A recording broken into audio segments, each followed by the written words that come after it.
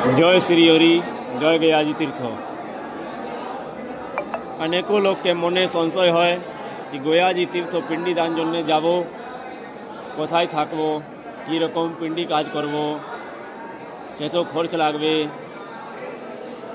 तो आज के आमी गयाजी तीर्थ पुरोहित दीपक दुबे स्क्रीने नीचू निजेर मोबाइल नम्बर दिच्छी। जार के गया धाम गया तीर्थ पिंडी दान जन्य किछु जानकारी चाय আমার মোবাইলে উপরে যোগাযোগ করবেন। আপনাদেরকে কী রকম গয়া ধামে পিন্ডি দান হবে, কোথায় থাকতে হবে,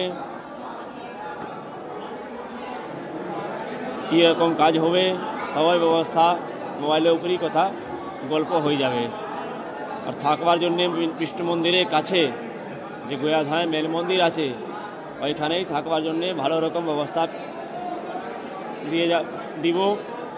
তারপরে ফলগু নদী বিষ্ণু